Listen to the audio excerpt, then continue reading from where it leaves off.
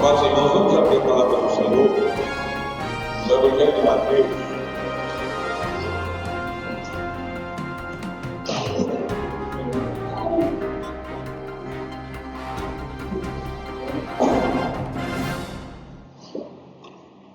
Vamos abrir a palavra do Senhor no Evangelho de Mateus, capítulo 9.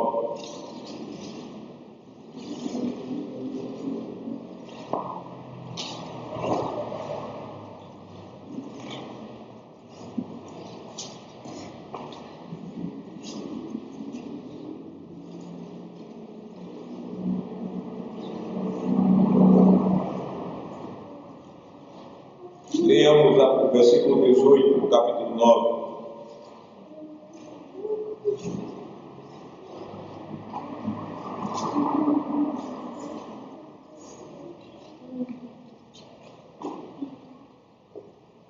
Mateus 9, 18.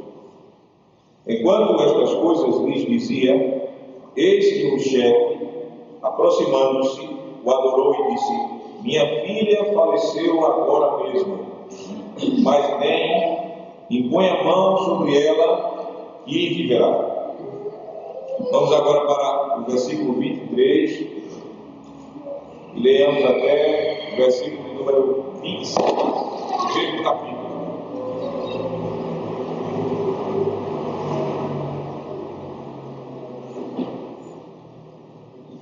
Tendo Jesus chegado à casa do chefe e vendo os tocadores de flauta e o povo em alvoroço, disse: retirai-vos, porque não está morta a menina, mas dorme.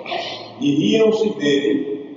Mas afastado o povo, entrou Jesus, tomou a menina pela mão, e ela se levantou. E a fama deste acontecimento correu toda aquela terra. Esse é o texto da nossa pregação nesta noite. Amada congregação do Senhor Jesus Cristo, muitos milagres o Senhor Jesus Ele operou.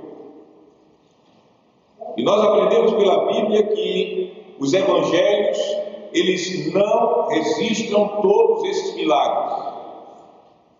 Os milagres de Jesus, eles tinham um propósito específico.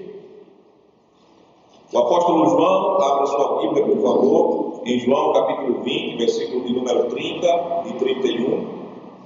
O apóstolo João, ele nos diz no evangelho dele, lá na última parte deste evangelho de João, logo próximo ao final do evangelho de João, Evangelho de João, capítulo 20, versículo 30 e versículo 31.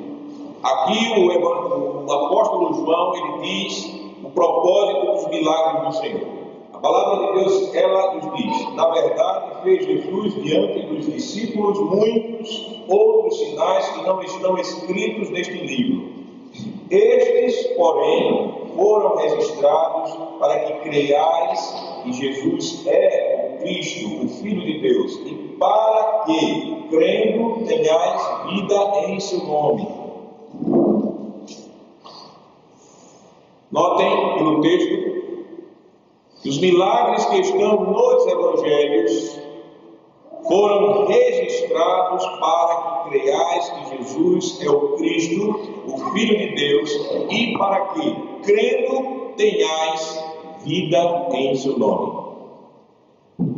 Os milagres, eles comprovam que Jesus era o Cristo, o ungido, o Filho de Deus, o Salvador prometido. E os milagres, eles eram para levar os leitores do Evangelho, aqueles também que ouvissem o Evangelho, a crerem que Jesus é o Cristo e para que, crendo, tenhamos vida em Cristo.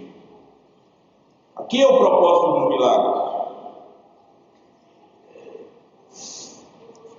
Quando nós voltamos lá para Mateus capítulo 9, a nossa atenção é chamada para o milagre que ocorreu na casa de Jairo, um chefe de uma sinagoga, conforme Lucas 8:42, e o texto de Mateus.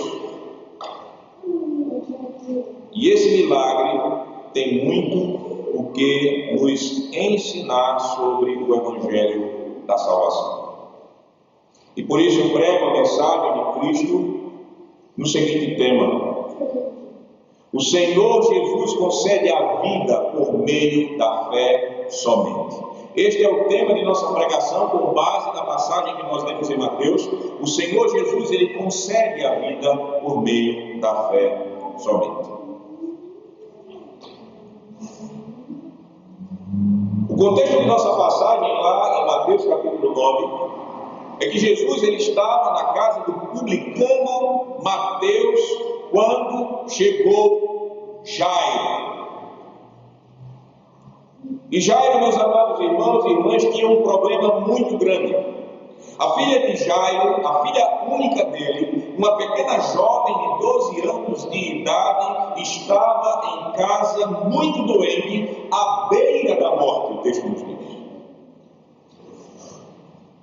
Jairo, um pai aflito, porque se há algo que aflige a alma de pais e mães, são filhos doentes, e especialmente doentes à beira da morte. Jairo, ele ouviu falar do Senhor Jesus, e com a piora da saúde de sua filha amada, foi Jairo procurar o Senhor muito depressa.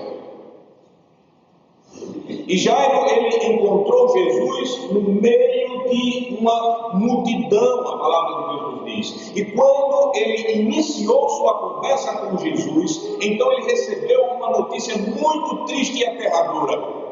Jairo, sua filha acabou de morrer, não incomode o mestre. Isso nós sabemos quando nós combinamos os relatos do Evangelho em Lucas capítulo 40, Lucas capítulo 8, versículo 40 a 42, 49 a 56. Mas, amados irmãos e irmãs, a notícia não tirou a esperança de Jairo. Esse pai, ele se ajoelhou diante de Jesus Cristo e disse, versículo de número 18 de Mateus, veja sua Bíblia: enquanto estas coisas lhe dizia, eis que um chefe, aproximando-se, o adorou. Ele estava prostrado diante de Jesus e disse, minha filha faleceu agora mesmo, mas vem, impõe a mão sobre ela e viverá.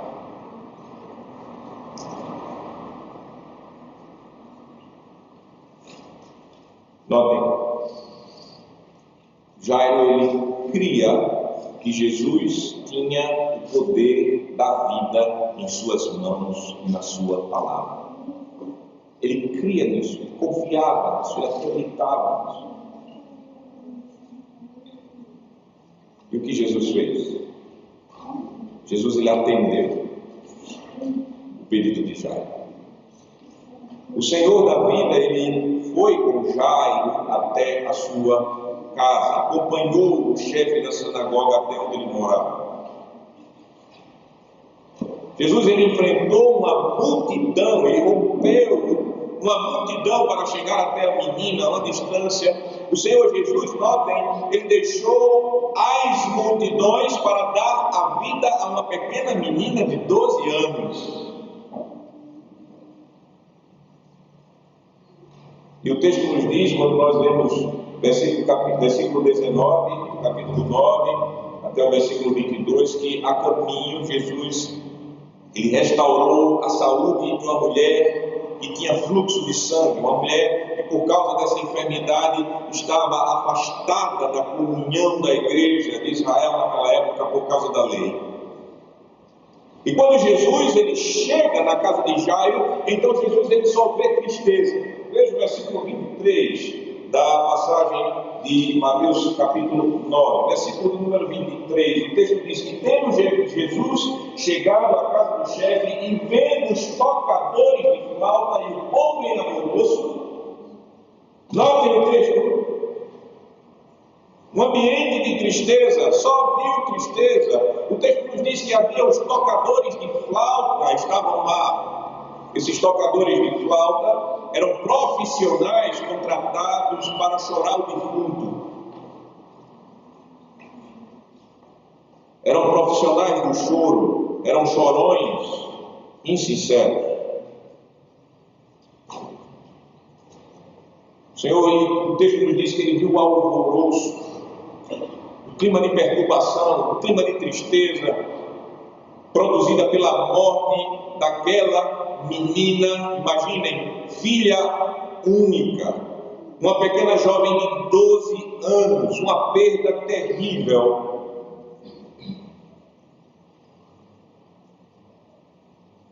Mas esse clima não afetou Jesus.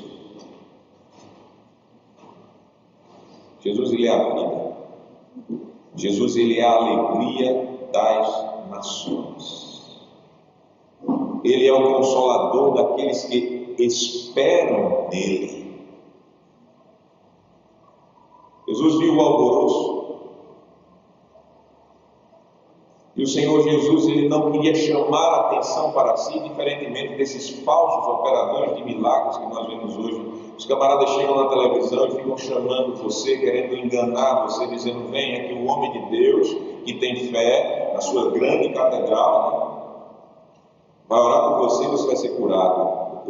Jesus, ele não queria chamar a atenção para si, mesmo sendo um verdadeiro Deus, um poderoso Senhor, para curar todo e qualquer enfermo em Israel e no mundo.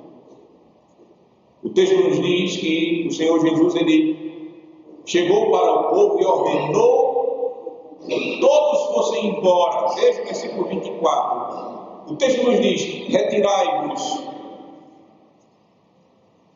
porque não está morta a menina, mas dorme. E riam-se dele.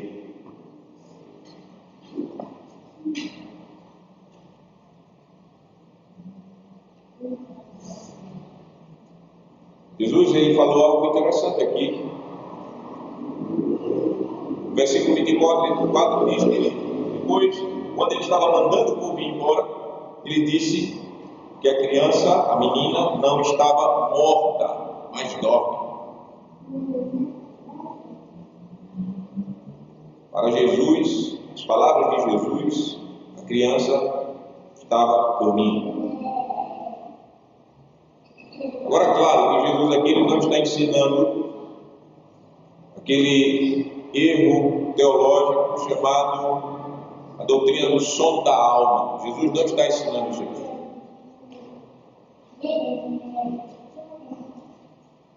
Os crentes, quando morrem, eles não vão para um grande beliche lá no céu, para ficar dormindo até o dia da ressurreição. A Bíblia não ensina isso. Quando nós ouvimos o simples ensino da Escritura, por exemplo, quando Jesus estava na cruz e aquele ladrão foi convertido por Jesus Cristo, Jesus, ele disse àquele ladrão naquele momento: hoje mesmo estarás comigo onde? No paraíso. A mesma coisa, o apóstolo Paulo, ele escrevendo à igreja em Corinto, na segunda carta, no capítulo 5, o apóstolo Paulo, ele vai consolar os crentes dizendo: olha, se este corpo que vocês têm agora, esta presente vida se desfazer, nós teremos imediatamente na presença de Deus um grande prédio, tabernáculo lá. Mesma forma, as lições de Apocalipse, quando nós vemos, por exemplo, quando os mártires eles estavam clamando pelo Senhor, eles não estavam roncando, eles estavam clamando. Nós não vemos dentro da Bíblia uma ideia de que crentes, depois que morrem, vão dormir. Nem na parábola do rico e Lázaro. O rico foi levado à presença de Deus e estava lá recebendo as bênçãos da graça do Senhor. Agora, por que Jesus falou de sono daquela menina que estava dormindo?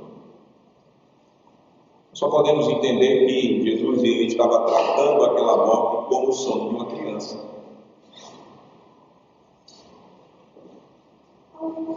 Jesus estava dizendo que aquela criança retornaria a viver. Todo mundo estava desesperado. Eu disse: calma, ela só está dormindo. A morte seria vencida. O Salvador está dizendo isso claramente: a morte será vencida.